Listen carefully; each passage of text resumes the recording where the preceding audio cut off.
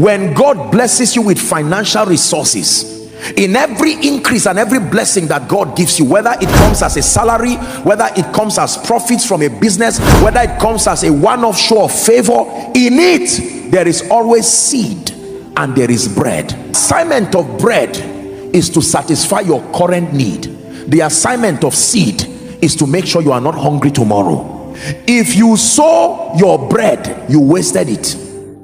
If you eat your seed, you are going to lose. God is that benevolent that out of every money he sends your way, there is bread for today and there is seed for tomorrow. From this month, when you collect salary or when you collect some profit, whatever it is, or just someone just decides to bless you, as you hold that money, I want you to remember the law of increase. Increase is not just something you do through business. It is a law that what you are holding in your hand, there is seed and there is bread. There is a part of it that is for tomorrow and there is a part of it that is for today. You must be honest enough to be fair on yourself with the bread that is for today, but you must also be disciplined enough to allow the one that should get into tomorrow to get tomorrow. Let me tell you this: if you were to meet your accountant and ask him, please, I need a total of every money that has entered my bank account from when I opened it, you will repent for 1 year for the kind of wastage. You will sit down and say, I can't imagine that 100 million has passed through this account, 1 billion has passed through this account, but no house, no car, no education. Where did it go to? I will tell you, you ate both seed and bread. Is God speaking to us? Don't say, Apostle, all that I earn is just 50,000. What will it do? Every seed is small.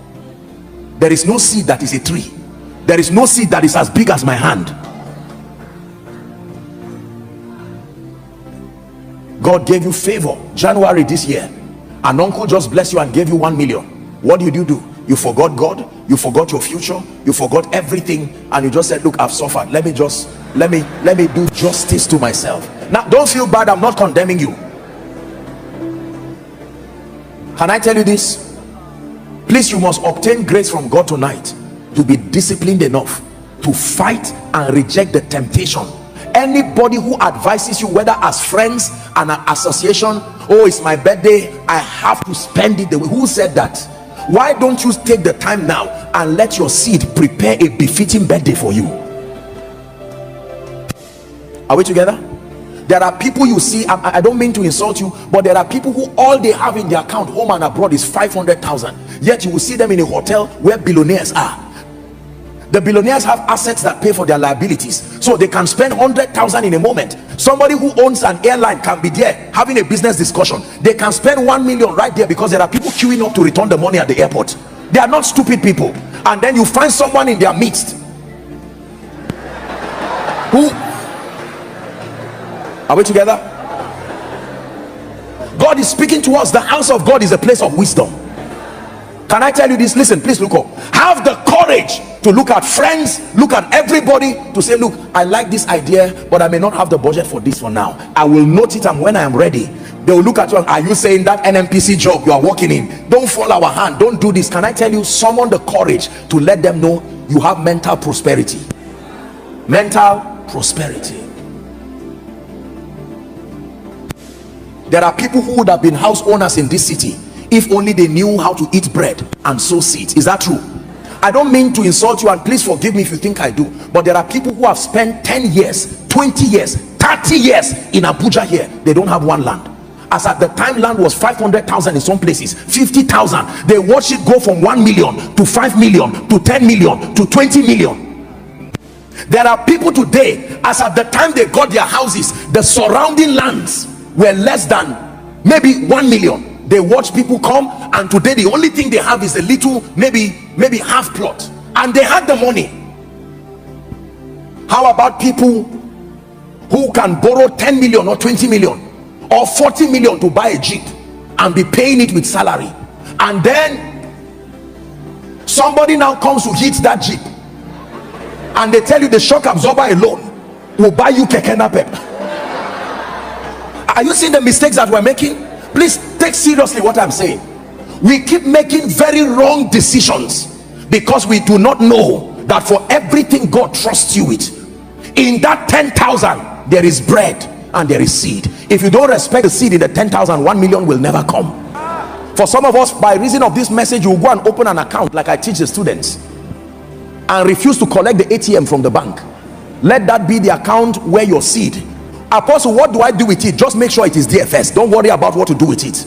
Many of us have had the privilege. Do you know there are people in this nation who have had the honor and the privilege of meeting others who said, look, my house is valued at 30 million, but I'm relocating to America. If you have 5 million, take. And they could not take an offer because all the seeds God said keep, because of these days of favor, you ignored it and you were eating it. And now a house of 30 million that will be given to you 5 million, but because you ate both bread and seed. Can I tell you this? Don't regret the mistakes you made yesterday. Start now.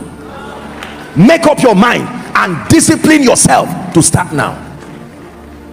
For everything God gives you, every financial resource God gives you, there is bread and there is seed. Are we together? Bread is for today, seed is for tomorrow. Practice savings. Practice savings. When God blesses you, take out your tithe. Believe in tithing 10% and then take out your seed. Many people recommend 20% of whatever you have so that you save it. I told the School of Ministry students, you can save 20% of your income if you have time. What is pursuing you is what determines how you run. Is that true? If a chicken is pursuing you, you can run carelessly, but if a lion is pursuing you, you will run with the energy of an athlete. So if you know you have made mistakes and now at 40, at age 40, you are saving 20% of your income, you will not go far. When you are talking to a child of 13, 14 years, you can tell him to start saving 10, 20%. But I'm telling you, if you really want to make progress financially, you must practice the law of increase and then learn to save. There are two basic reasons why we save. Number one, for emergencies. Number two, for investment. Write it down. In another series, we'll take our time to deal with it. There are only two reasons why we save money. Number one, for emergencies. Number two, for investments. By the way, you may want to write this down. The only way money multiplies is through investments. There is no other way. The only way money multiplies is through investments. What is investment? Acquisition of assets. That is for another series. Wealthy people never take on any liability and expenditure until they can show the assets that will pay for it. They spend their lives acquiring the assets that pay for their liabilities. So when you meet a wealthy man and you say, Daddy, I want to celebrate birthday, he will not just carry 1 million and give you. He will check from all his investments which one will pay for that liability. If there is no investment that pays for it, he will be patient. That is the economy of the wealthy. The only way money grows, ladies and gentlemen, please hear me, investments. In another series, we may not have time to teach that now, but it is important for you to know that the law of increase is very important.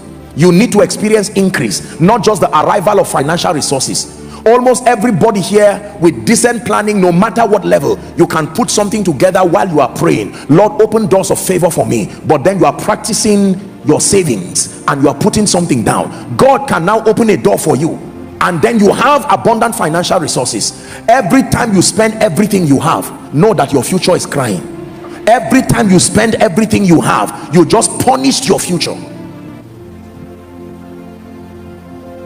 Practice frugality, the absence of wastage, justifiable expenditures. Be frugal, especially where you are rising. There are people who can afford to be, quite luxurious with their lives because they have paid the price to build systems that can replenish. Where you are starting and where you are rising, you must be frugal. Can I be honest with you? You know that you are really making progress financially when people underestimate your real worth, because you reduce yourself many levels below your true worth so that you can grow. People should not be able to look at you and estimate and say you are 10 million, you are 1 billion, you are 500 million, you are 200 million, you are 500,000. No, you should leave many layers below your true worth as a sacrifice to truly get to the wealthy place. That is the philosophy of wealthy people. A man may be a millionaire and yet you still see him living a modest life, being frugal. The day you see him acting as if he's a millionaire, he has become a billionaire since. So if you join him just because you made 1 or 2 million, I hope you know a millionaire is not one who has 1 million. or 2 million. No, a millionaire is one who has relationships that can maintain that level, intelligence that can maintain that level, systems and structures that can replenish at that level, and then financial resources that is at least 10 million. If not, you are not a millionaire. So you see all this philosophy of 1 million or 1.5, and we say we are millionaires, then we say we have made it, and then we crash back to 100,000 again as a punishment for not learning. We start again and we repeat the same mistake. Life is a brutal teacher. It will teach you as many times as you need to learn. Painful teaching tonight, but a profitable one. Are we learning? The law of increase. And you'll be learning that investment is not just about money. Like prosperity, there are 5 levels of investment: spiritual investment, mental investment, investment in your body, and financial investment. And then we'll be learning how to store wealth. It's one thing to have so much, but you must know how to store it. The Bible says strong men retain wealth. There are people who have risen to 1 billion, billions, and 10 years after they crash back to the point that they cannot bring 200,000. It's a terrible life. That's not God's design for us. It is the reason why in Africa we do not perpetuate wealth, because it starts and ends with us. You start from 0 naira, you rise to 1 billion. By the end of your life, you are -1. Your children start, they balance up that to 0 and start again. It's not supposed to be so.